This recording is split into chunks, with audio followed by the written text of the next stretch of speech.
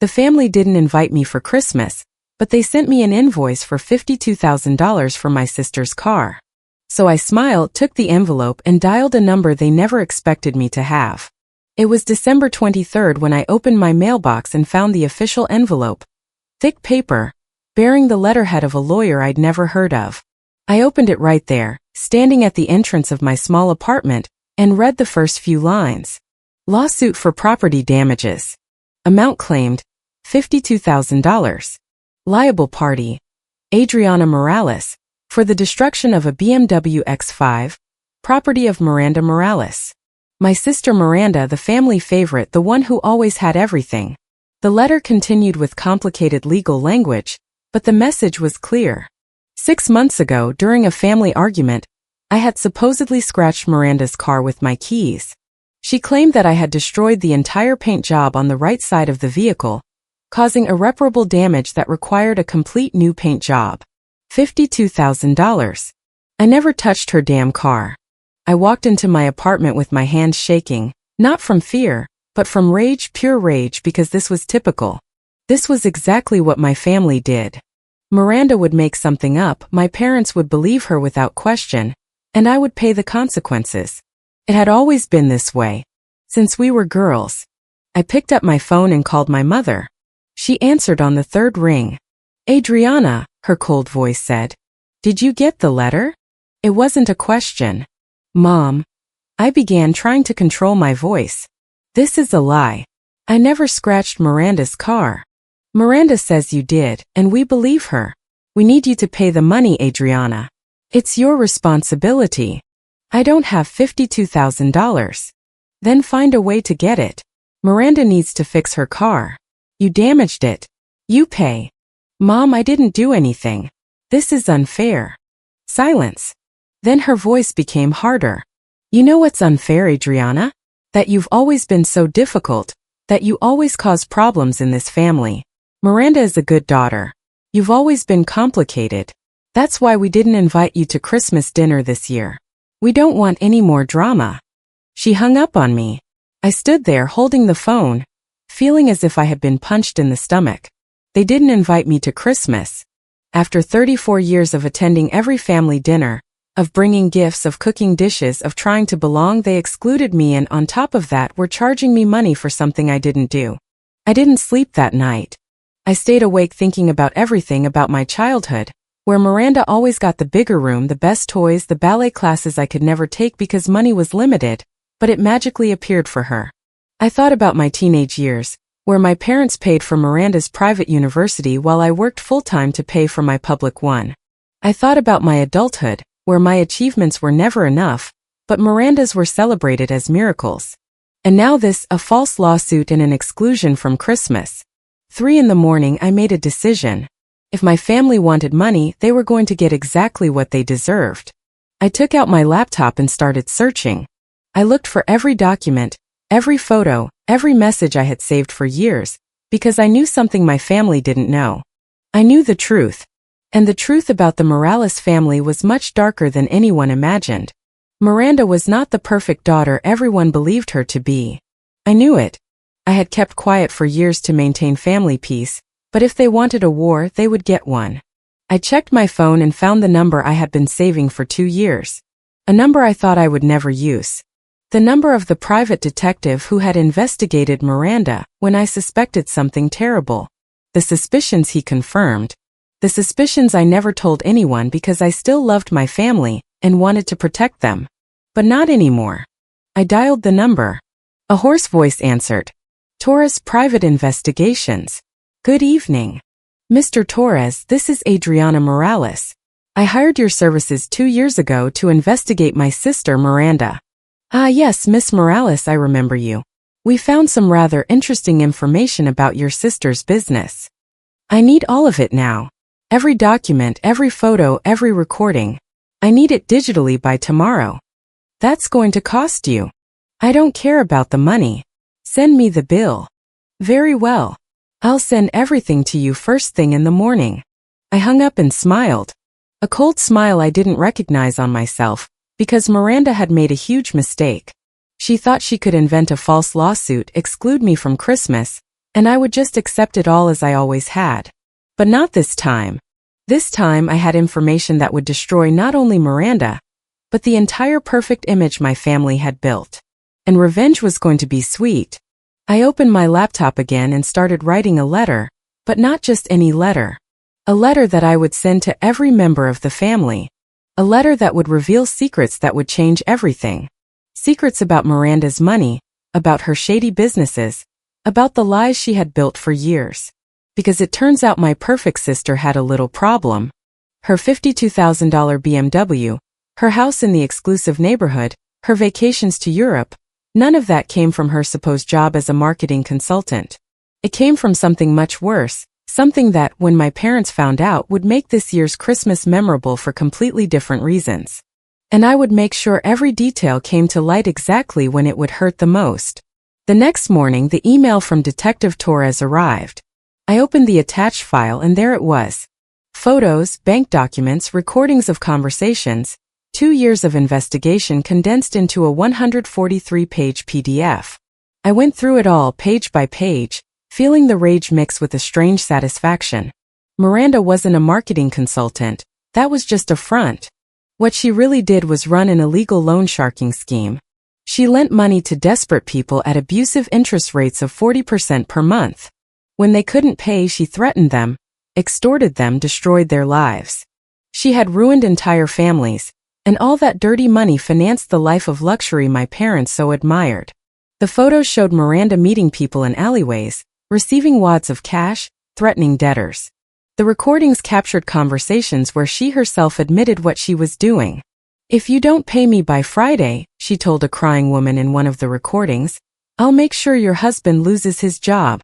I have contacts. I know where he works." My perfect sister was a criminal, and my parents had no idea. They thought Miranda was successful, hardworking, brilliant. They had put her on a pedestal while they trampled all over me. The family favorite who was actually an extortionist. I printed everything, every page, every photo, every transcript. Then I went to a copy shop and had copies made. One copy for my parents, one for each aunt and uncle, one for each cousin, one for the neighbors in the exclusive neighborhood where Miranda lived, and a special one for Miranda's husband Roberto, who also knew nothing. Because yes, Miranda was married to a good man who worked as a high school teacher. An honest man who thought his wife earned a good living in marketing. A man who didn't deserve to be married to a liar. As I was preparing the envelopes, my phone rang. It was an unknown number.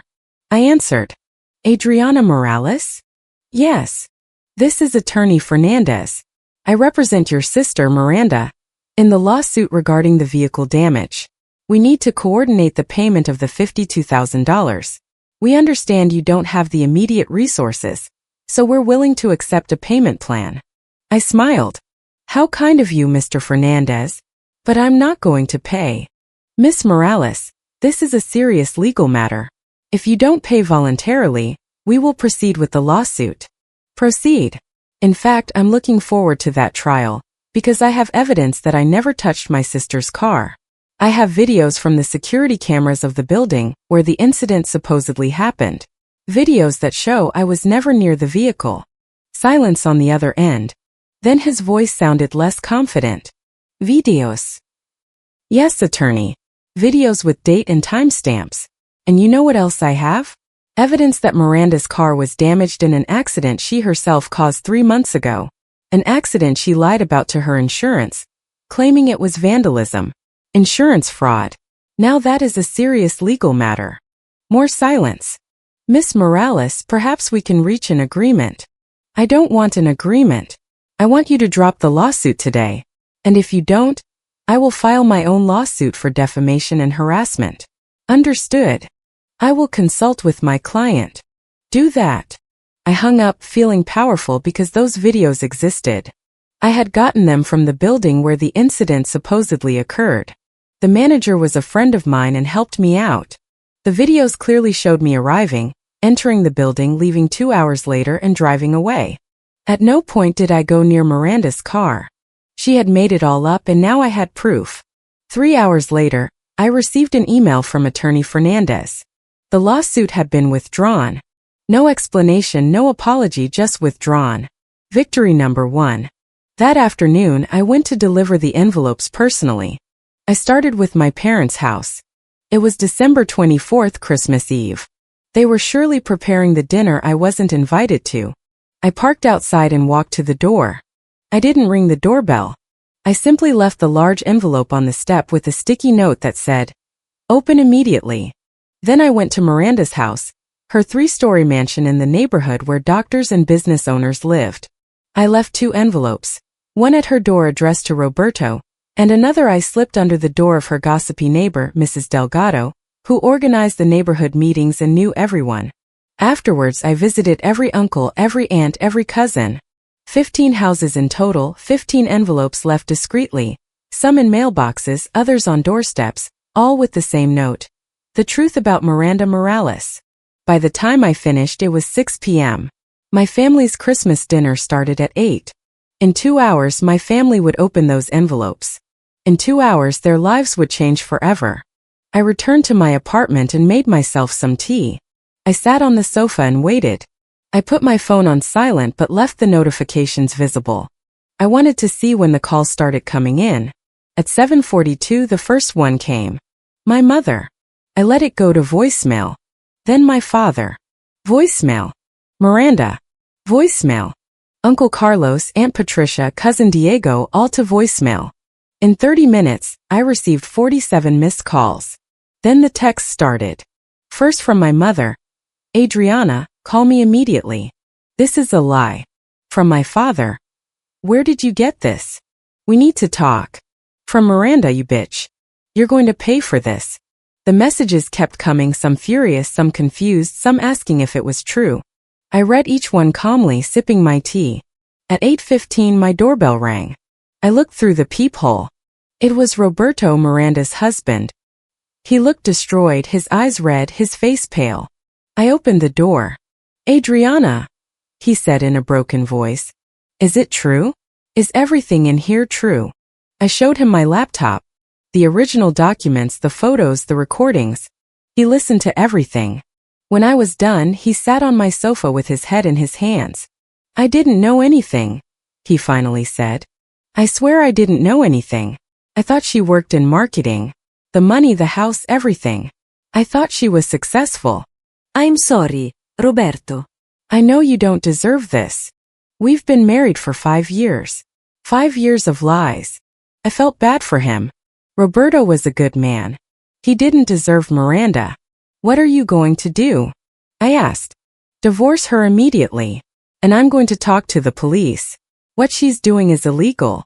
The people she's hurt, the families she's destroyed. Someone has to stop her." "You're right." Roberto left with copies of everything. He thanked me for opening his eyes. He said he always knew something didn't add up, but he never imagined it was this serious. At 9:30, my phone exploded. Family group chat. My Aunt Patricia wrote, "Is anyone going to explain what's going on? Is Miranda really doing this?" My mother replied, "It's Adriana's lies. She's always been jealous of her sister." My Uncle Carlos, I saw the photos. The documents look real. They have official stamps. Cousin Diego, I recognize one of the people in the photos. It's Mr. Hernandez, our neighbor. He lost his house last year. He said a loan shark had ruined him. The chat descended into chaos. Everyone arguing, some defending Miranda, others questioning, others demanding answers. And Miranda said nothing. Not a single word in her defense. At 10, my mother called again. This time I answered. "Adriana," her furious voice began. "What have you done?" I told the truth, Mom. Something this family has never done. You've ruined Christmas. You've destroyed your sister. Miranda destroyed herself with her actions. I only exposed what she really is. This is revenge because we didn't invite you to dinner. No, Mom. This is justice. Justice for all the people Miranda has hurt. Justice for me after a lifetime of being treated like trash, while you all worshipped a criminal. Don't talk about your sister like that. Tell me, Mom, when you received the false $52,000 lawsuit, did you investigate? Did you ask for my side of the story? Or did you just assume I was guilty because you always assume I'm the problem? Silence. Exactly. You never gave me the benefit of the doubt. Never.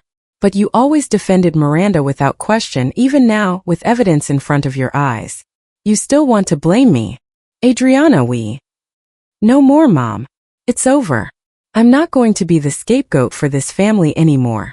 I'm not going to keep accepting the abuse while you idolize someone who is objectively a bad person. I hung up before she could respond. On Christmas morning, I woke up to 238 notifications, messages, missed calls, emails. My phone was vibrating constantly. I ignored it all and made myself a quiet breakfast. Scrambled eggs, coffee, toast. I ate in peace while my family fell apart. At 11 a.m., a different kind of message arrived. It wasn't from my family. It was from a woman named Patricia Ruiz. The message read, Adriana, I am one of your sister's victims. I just saw the documents you distributed. Thank you for finally exposing what she is. There's a group of us who want to press formal charges. Can we talk? I replied immediately. Yes, we can talk. Tell me, how can I help? Patricia called me 10 minutes later. Her voice sounded tired but determined. Miranda lent me $20,000 2 years ago, she explained. She said the interest would be 10%. But then she changed the terms. She started charging me 40% a month. When I couldn't pay, she threatened my family. She said she knew where my husband worked, where my children went to school. I had to sell my car, pawn my jewelry, borrow from friends. I ended up paying her $68,000 for a $20,000 loan. I'm so sorry, Patricia. There are 17 of us in total, all with similar stories. We've tried to report her, but she always hides behind contracts that make everything seem legal. We need help. I have evidence. I have recordings where she herself admits to the extortion. I have documents that show the real payments versus what the contracts say. It's all here. Would you help us? Would you testify? Yes. I'll do whatever it takes. We arranged a meeting for December 28th. Patricia would gather all the victims. I would bring all the evidence Detective Torres had compiled. Together, we would file a class action lawsuit and a formal report with the police. That afternoon, I received an unexpected visitor. My father arrived at my apartment. I saw him through the peephole and almost didn't open the door. But something in his posture, his slumped shoulders, his tired face, made me open it. Adriana, he said as he walked in. We need to talk. There's nothing to talk about, Dad. Yes, there is. I sat down with Miranda last night after everyone left. I asked her directly if it was all true. She cried, but she didn't deny anything. She said it started 5 years ago when Roberto lost his job. They needed money desperately. Someone proposed the loan business to her. At first it was small legal, but then it got out of control. That's no excuse for ruining lives. I know. My father sat on the sofa. He looked old suddenly, older than I remembered. Your mother and I have been blind. Not just with Miranda, but with you too. I don't need apologies now. I'm not apologizing yet. First, I need to understand why you kept this for 2 years. Why did you investigate Miranda? Because 2 years ago, a woman came to my workplace crying. She was looking for Miranda. She said Miranda had threatened her, that she was going to take her children if she didn't pay. I didn't believe her at first. I thought she was confused. But then I started noticing strange things. Miranda's luxuries that didn't add up with her supposed salary, the suspicious calls, the strange meetings. I hired the detective to be sure. And why did you never tell us? Because you never believed me about anything, Dad. If I had told you 2 years ago, you would have thought I was making things up out of jealousy. Just like you always thought of me. My father fell silent. He had his hands clasped, staring at the floor. You're right. We always assumed the worst of you and the best of Miranda. I don't know when it started. Maybe because Miranda was easier, more docile. You were always independent, you questioned everything. That scared us. I wasn't difficult, I was different. And you punished that difference. I know. And I'm sorry. Where is Mom in all this? Your mother is in denial. She still thinks it's all a misunderstanding, that Miranda can explain it. But I saw the documents, Adriana. I saw the photos, I heard the recordings you sent me. There's no way to deny what Miranda has done. So now what? Now your mother and I have to decide how to handle this. Miranda is our daughter, but what she did is wrong, very wrong. There are 17 victims who are going to sue her, and I'm going to testify against her." My father nodded slowly. "I understand, and I'm not going to ask you not to. Those people deserve justice." "Are you telling me you're going to support me?" "I'm telling you that for the first time in your life, I'm going to do the right thing. I'm going to listen to you. I'm going to believe you. And I'm going to face the truth about what Miranda is, no matter how much it hurts." I felt something strange in my chest. It wasn't happiness exactly. It was more like relief mixed with sadness, because these words were arriving 30 years too late. "Dad," I said softly, "I appreciate you being here. I appreciate you finally listening to me. But I don't know if I can forgive everything so easily." "I'm not asking for forgiveness. I'm just telling you that I'm sorry that I was wrong, that your mother and I failed as parents, and that I'm going to do everything I can to fix it, even if it takes the rest of my life." He left shortly after. He left me his new number, his email, and office address. "In case you need anything," he said, "anything at all, I'll be there." When I closed the door, I stood there for a long time. I didn't know how to feel. Part of me wanted to believe him. Part of me was furious that it took Miranda being exposed as a criminal for him to finally see me. That night, I received a text from Miranda. It was long, desperate. "Adriana, please, I need you to take everything back. My life is falling apart. Roberto left me. My friends have turned their backs on me. The neighbors look at me with disgust. Mom isn't speaking to me. Please. You're my sister. Help me." I read the message 3 times. Then I replied, "Miranda, for 34 years I asked you to see me as a sister, to treat me with respect, to stop using our family against me. You never did. Now you want me to help you because you're facing the consequences of your own actions. The answer is no." She replied immediately, "You're going to regret this. I will destroy you."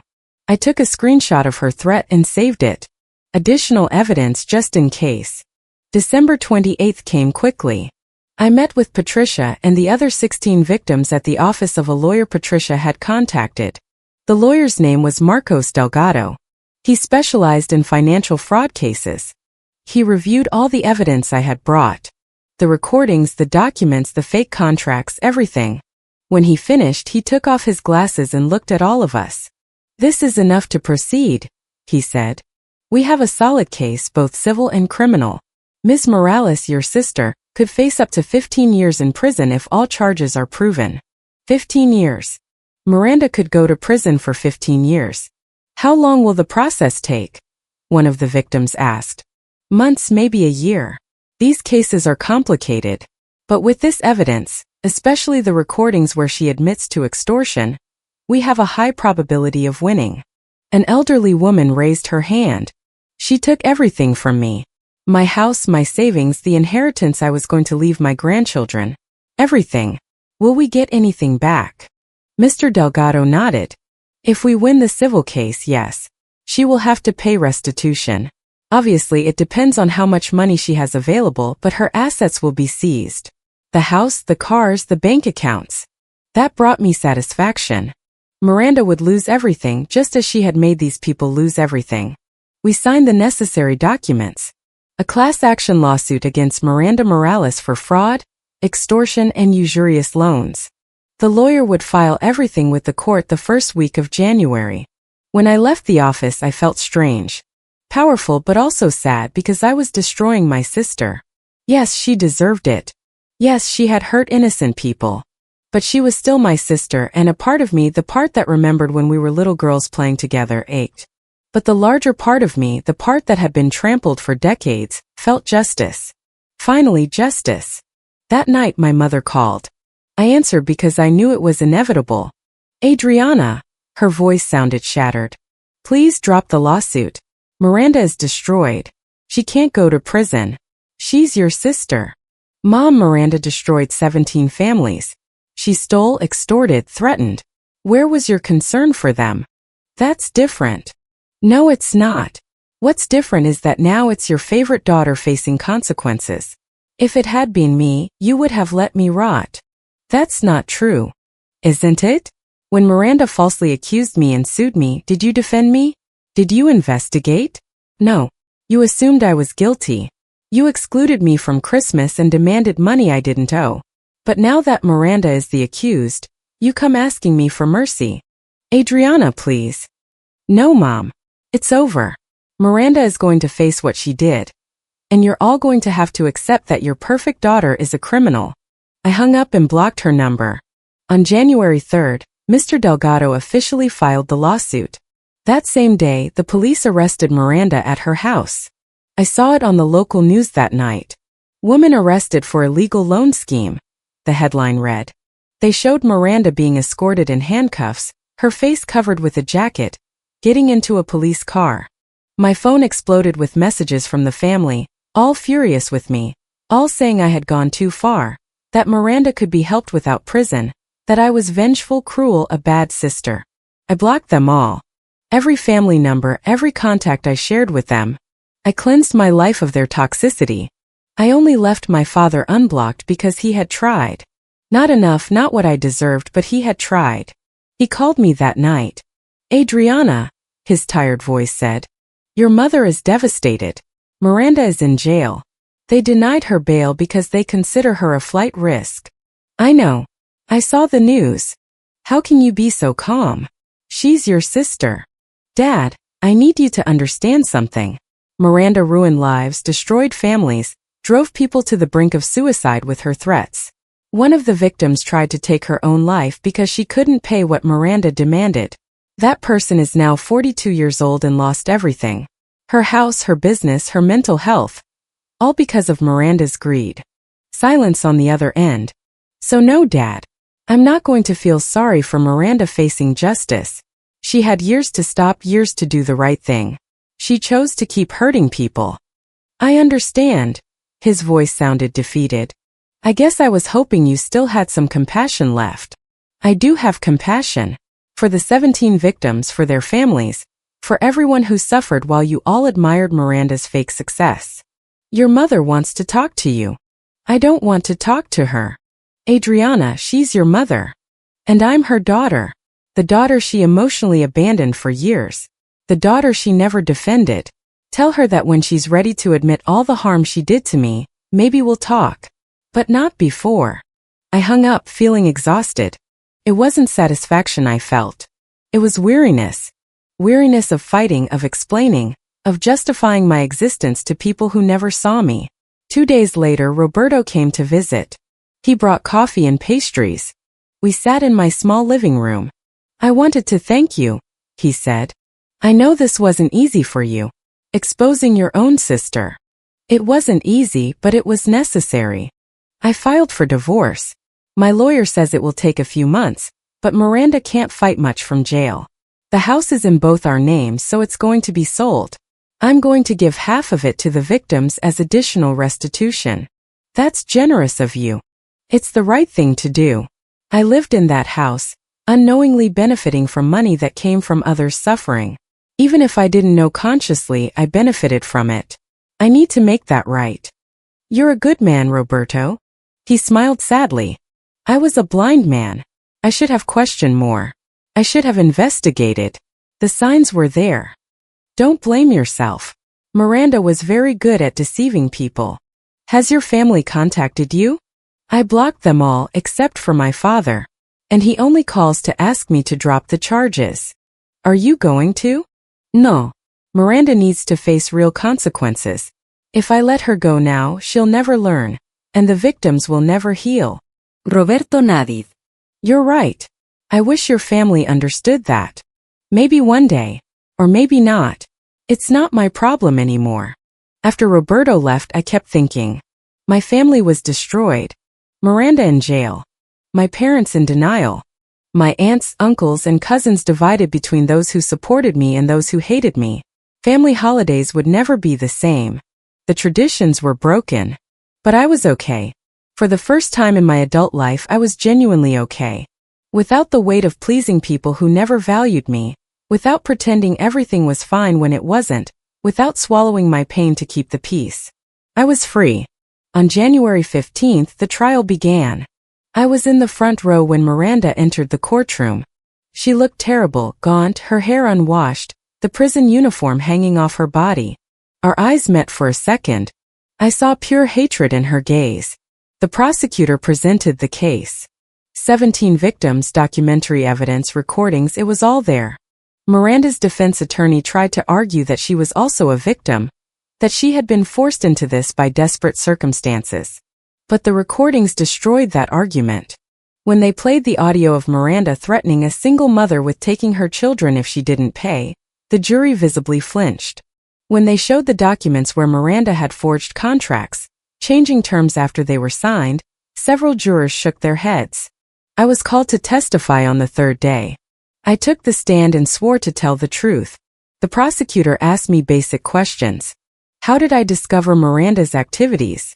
Why did I hire the detective? How did I obtain the evidence?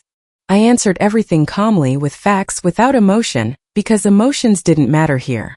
Only the truth mattered. Then it was the defense attorney's turn. Miss Morales, he began in an accusatory tone.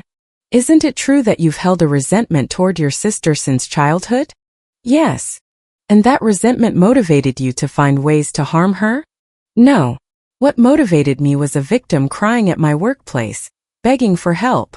But you admit that you and Miranda had a contentious relationship. I admit that my parents favored Miranda and I suffered for it. But that doesn't change the fact that Miranda committed crimes. Isn't it convenient that just as your family excludes you from Christmas, you decide to expose these supposed crimes? The crimes aren't supposed, they're documented. And I've had this information for 2 years. I used it now because Miranda falsely sued me and charged me money I didn't owe. I defended myself. That's not revenge, it's justice. The lawyer tried to make me look vengeful, bitter, making things up. But the evidence was irrefutable. Recordings, bank documents, testimony from 17 victims. There was no way to deny what Miranda had done. The trial lasted 2 weeks. Each day brought more heartbreaking testimony. The woman who lost her house, the man who lost his business, the young woman who had to drop out of college. Family after family destroyed by Miranda's greed. My parents attended every day of the trial.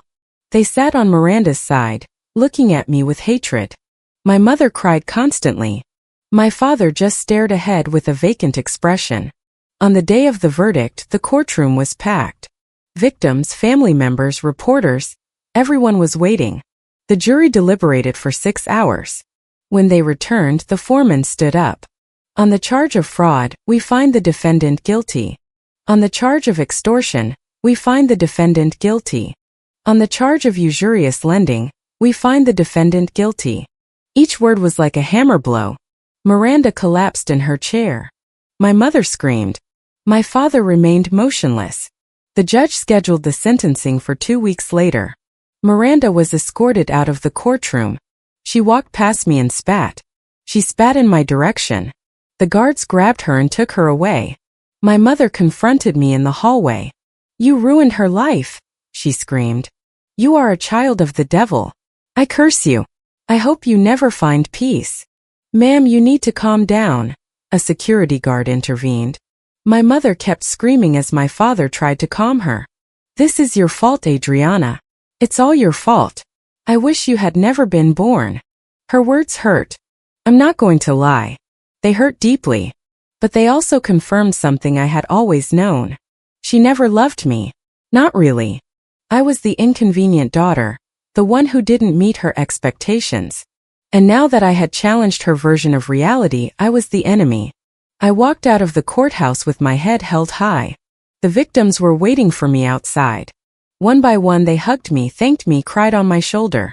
Thank you for believing in us, said the elderly woman who had lost her grandchildren's inheritance. Thank you for having the courage to do the right thing. That day, standing outside the courthouse, surrounded by people who appreciated me for the first time in years, I understood something. Family isn't just blood. Family is who sees you, who values you, who stands by your side when it matters. And these people, these strangers who were now hugging me with genuine gratitude, were more family than the people who shared my last name. The sentencing came on February 1st. The judge reviewed all the charges, all the testimony, all the evidence. Then he looked directly at Miranda. Miss Morales, he began in a firm voice.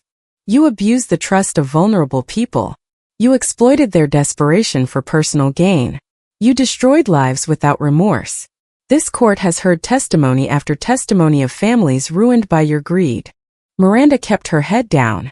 Taking into account the severity of your crimes, the number of victims affected, and your complete lack of genuine remorse, this court sentences you to 12 years in prison, with no possibility of parole for the first 6 years. 12 years. Miranda was going to prison for 12 years. Additionally, the judge continued, you will pay full restitution to all victims. Your assets will be seized and sold. The funds will be distributed proportionally among those affected. The gavel fell. Miranda was escorted out of the courtroom. My mother collapsed crying. My father just stared into the void. I left the courthouse feeling strangely empty. It wasn't happiness I felt, nor sadness. It was something between relief and melancholy. Justice had been served. The victims would get some restitution. Miranda would face real consequences. But my family was shattered. Patricia was waiting for me outside. Adriana, she said, hugging me. Thank you. Thank you for everything. Without you, that woman would still be hurting people. I just did the right thing. You did more than that. You sacrificed your family relationship to defend strangers. That takes a courage few people have. The other victims came over, each thanking me, some crying, others smiling. For the first time in years, a young woman took my hands. My father tried to commit suicide because of the debts to your sister, she said in a broken voice. He survived, but he was left with lasting effects. Today, I can finally tell him that the person who did so much harm to us is going to pay. That will give him peace. I went home that afternoon feeling the weight of it all. I had won. Justice had prevailed. But the personal cost was high. My family hated me. My mother had cursed me. Miranda would spend the next 12 years in prison. Was it worth it? Yes. Absolutely yes. A week later I received a letter. It was from my father. I opened it with trembling hands. Adriana, the handwritten letter said, I don't expect you to forgive me. I don't expect you to forget all the harm we did to you. But I need you to know that I finally understand. I understand that you were the only one with the courage to do the right thing. I understand that your mother and I raised a monster and punished the good daughter. I understand that we failed in the most fundamental way parents can fail. Your mother isn't ready to admit this. Maybe she never will be. She's broken inside. Her image of Miranda as the perfect daughter has been shattered, and she doesn't know how to process that. So she blames me, she blames you, she blames the justice system, she blames everyone except Miranda and herself. I'm going to divorce your mother. That line stopped me. I read it again to make sure I understood correctly. I've been thinking a lot these past few months about our marriage, about how we raised you girls, about the decisions we made. Your mother and I are toxic together. We feed the worst versions of ourselves. We created an environment where Miranda could become what she became, and where you never had the space to be fully loved. That ends now. I'm getting a divorce, I'm going to sell the house, I'm going to start therapy, and I'm going to spend the rest of my life trying to be the father I should have been from the beginning. I'm not asking you to take me back into your life. I'm only asking you to know that I recognize my failure, and that if someday, maybe years from now, you want to try to build something new, I'll be here waiting. Not demanding, not expecting. Just waiting. I love you, Adriana. I'm so sorry it took me 34 years to show you. Dad. I cried reading that letter. I cried for everything, for the lost years, for the little girl I was who just wanted to be seen, for the woman I became who had to destroy her own sister to be heard, for the father who was finally waking up, but too late to get back what was lost. I didn't answer the letter. Not yet. I didn't know what to say. I didn't know if I could forgive. I didn't know if I wanted to try. February turned into March. Miranda's house was sold, along with her cars, her jewelry, everything. The money was distributed among the victims. It didn't cover everything they had lost, but it helped. The elderly woman recovered something for her grandchildren's inheritance. The man who lost his business was able to pay off old debts. The young woman went back to college. Small victories, but victories nonetheless. Roberto came to visit me in March. He brought news. They offered me a job in another city, he said. I'm going to move, start over, away from all this. I'm happy for you. I wanted to say goodbye and thank you one more time. I know this cost you your family. I gained something better. I gained self-respect. He smiled. That's true. You're the bravest person I know, Adriana. After Roberto left, I thought about his words. Brave. I had never seen myself that way. I always saw myself as the unwanted daughter, the inferior sister, the problematic family member. But maybe he was right. Maybe I was brave. Brave for investigating when everyone told me I was crazy. Brave for exposing the truth when it was easier to stay silent. Brave for testifying against my own blood. Brave for choosing justice over family comfort. In April, I received another letter, this time from Miranda. From prison. Adriana, it said in shaky handwriting. I hope you're happy. You completely destroyed my life. I lost everything. My husband, my house, my freedom, my family, everything because of your revenge. I read those lines feeling zero pity. I know I did bad things. I admit it. But you betrayed me too. I'm your sister. You were supposed to protect me. Instead, you sent me to prison. There wasn't a single genuine apology. No real acknowledgement of the harm she caused. Just self-pity. Someday I'm going to get out of here. And when I do, you're going to pay for what you did to me. Another threat. Typical Miranda. I saved the letter as evidence. I sent it to Mr. Delgado just in case. Threats from prison could add time to her sentence. May arrived with spring. Flowers blooming, longer days, warmer air. I decided to make changes in my life. I changed jobs. I got a better paying position at a company that valued my experience. I moved into a bigger, brighter apartment in a neighborhood I always liked. I started therapy. I needed to process everything. The childhood trauma, the family pain, the guilt over having destroyed Miranda even though she deserved it. My therapist, Dr. Ramirez, was patient and wise. You didn't destroy Miranda, she told me in one session. Miranda destroyed herself with her actions. You simply refused to be an accomplice to her secret. But she's my sister. And those 17 people were someone's daughters, sisters, mothers too. Their lives mattered just as much as Miranda's. Maybe more because they were innocent. She was right. She was always right. In June, my father called. It was the first time we had spoken since the letter. Adriana, his nervous voice said. I know you don't want to talk to me, but I needed to tell you something. I divorced your mother. I sold the house. I started therapy like I said I would. That's good, Dad. And I wanted to invite you for coffee. Just the two of us. No expectations. Just to talk. I hesitated. Part of me wanted to say no to keep my distance to protect myself. But another part, the part that still remembered my father teaching me to ride a bike when I was 6, wanted to try. Okay, I finally said. Coffee. But just coffee. I'm not promising anything more. I don't expect anything more. We met a week later at a neutral coffee shop. Territory that held no family memories. My father arrived on time. He looked different, thinner, more pronounced gray hair, but also more present, as if he had finally woken up after years of being asleep. Thanks for coming, he said when I sat down. We talked for 2 hours. He told me about his therapy, about what he was learning about himself, about how he had used his favoritism toward Miranda to avoid facing his own insecurities, about how my independence scared him because it reminded him of everything he wasn't. I listened without interrupting. Part of me wanted to scream at him, to tell him these realizations were decades late, but another part appreciated that he was finally having them. I don't expect forgiveness, he said at the end. I just want you to know that I'm working on being better. Not for you but for me. Because I don't want to die being the man I was. I appreciate that, Dad. Do you think someday we can have something? Some kind of relationship? I don't know. Maybe. But it will take time. A lot of time. I understand. I have time. We said goodbye with an awkward but genuine hug.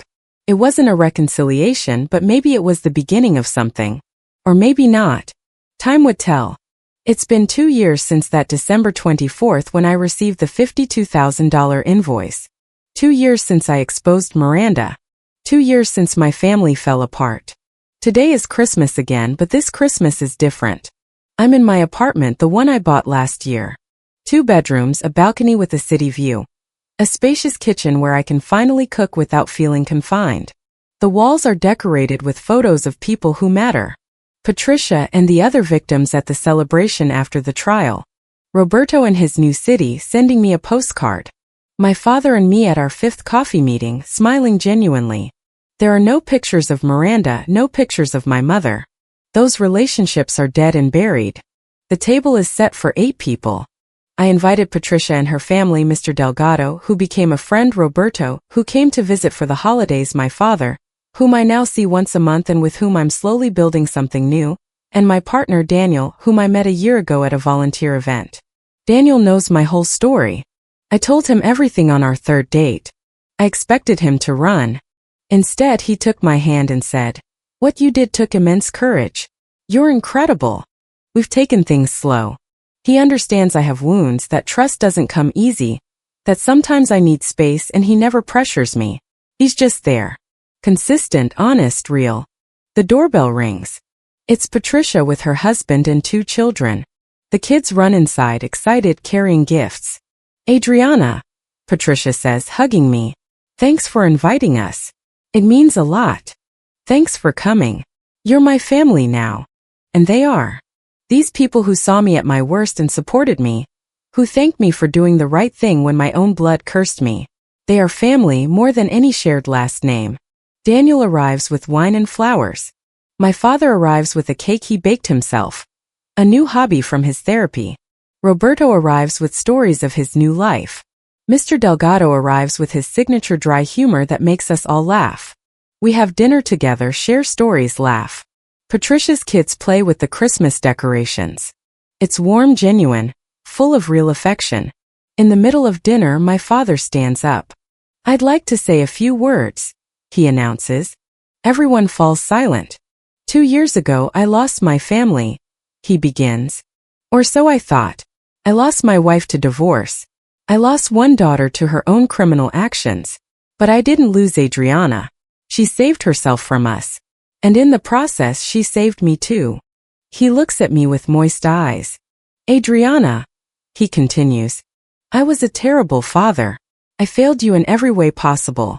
But you're here today, giving me a chance I don't deserve, surrounded by people who love you for who you are. And seeing this fills me with pride. A pride I should have felt 30 years ago, but I was too blind to see how extraordinary you are. I raise my glass to Adriana, to her courage, to her justice, to teaching us that doing the right thing is always worth it, no matter the cost." Everyone raises their glasses. "To Adriana," they say in unison. I feel tears in my eyes, but I don't hold them back. These are good tears, healing tears. After dinner, while everyone is talking in the living room, I check my phone. There's an email from Detective Torres. "Thought you'd want to know," the message says. "Miranda tried to appeal her sentence. It was denied. She'll serve the full 12 years. He also attached the annual report on the victims. Patricia started her own business with the restitution money. The elderly woman was able to leave an inheritance for her grandchildren after all. The man who lost his business started a new one and is thriving. One by one, the lives Miranda destroyed are being rebuilt." I close the email, feeling a deep satisfaction. It's not revenge. It's justice. Miranda is where she belongs. The victims are healing. And I am living my best life. My mother never contacted me after the sentencing. I heard from my father that she moved south with her sister. She's still in denial about Miranda. She still blames me. She's still waiting for the day Miranda gets out and proves it was all a misunderstanding. It's never going to happen. Miranda is guilty. The jury determined it. The evidence proved it. But my mother prefers to live in her fantasy rather than face reality. And that's okay. I don't need her acceptance. I don't need her love. I survived 34 years without it. I can survive the rest of my life. Daniel comes up and hugs me from behind. "What are you thinking about?" he asks softly. "About how much everything has changed. For the better. Definitely for the better," he says. "I'm so proud of you. Of everything you did. Of who you are." Those words mean more than he knows because no one had ever said that to me before. No one had ever been proud of me just for existing. That night, after everyone has gone, I sit on my balcony, looking at the city. The Christmas lights twinkle on distant buildings, families celebrating in their homes. And I'm here at peace. I think about the Adriana from 2 years ago, the one who received that fake invoice, the one who was excluded from Christmas, the one who was broken inside but too scared to fight back. That Adriana doesn't exist anymore. She died the day she decided to expose the truth. In her place, someone stronger was born. Someone who knows her worth. Someone who doesn't accept crumbs of affection disguised as love. My phone vibrates. It's a message from the victims group chat that Patricia created. They're all sending pictures of their Christmas dinners. Families reunited. Genuine smiles, children playing, lives rebuilt. Merry Christmas, Adriana, Patricia writes. Thank you for giving us our lives back. I reply with a picture of my table still full of dinner plates. Merry Christmas to all of you. This is what justice looks like. Because that's exactly what it is. Justice.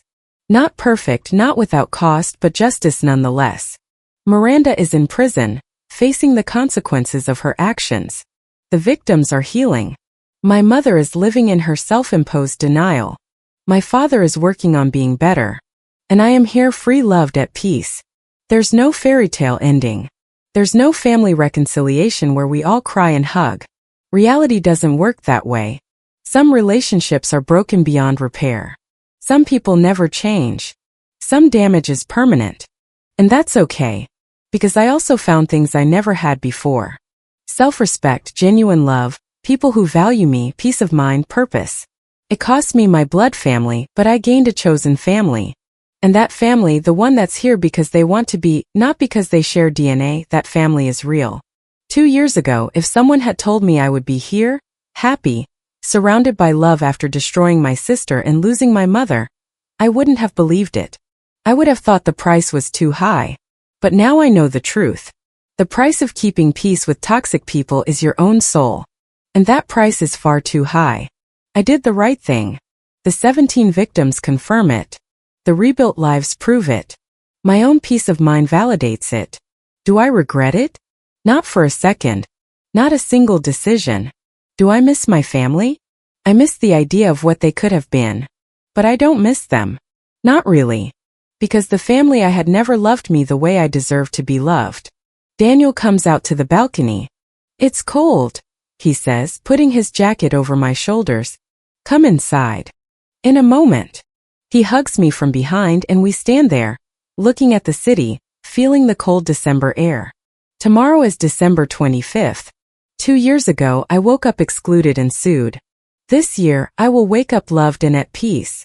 And that difference, that transformation from darkness to light, is what made it all worth it. Miranda can keep her resentment in her prison cell. My mother can cling to her denial. I'll be out here living my best life, surrounded by people who chose me as much as I chose them. Because in the end, the best revenge isn't destroying who hurt you. The best revenge is building a life so beautiful that they no longer matter. And that's exactly what I did. I go inside the apartment with Daniel. We close the balcony door, sit on the couch with hot chocolate, put on a Christmas movie, and for the first time in my adult life, I celebrate this season without pain, without pretending, without carrying the weight of being invisible in my own family. Just happiness. Genuine, deserved, real. Will they ever forgive me? Probably not. But I don't need their forgiveness. I needed their acknowledgement and I never got it. So I built a life where acknowledgement comes from people who matter, from people who see me without me having to fight to prove it. I look at Daniel watching the movie, I look at the photos on my walls, I look at the home I built for myself and I smile. This is what I deserve. This is what I always deserved. And I finally have it. The family charged me $52,000 and excluded me from Christmas. So I gave them something they would never forget. I gave them the truth. And the truth destroyed them more effectively than any revenge I could have planned, because the truth is the most powerful weapon, and I used it without mercy. What do you think of this story? Have you ever had to choose between family peace and doing the right thing? Do you think Adriana made the right decision? Leave your opinion in the comments. And if you made it this far, don't forget to leave a like and subscribe to the channel. Thanks for the support and for joining me on this story.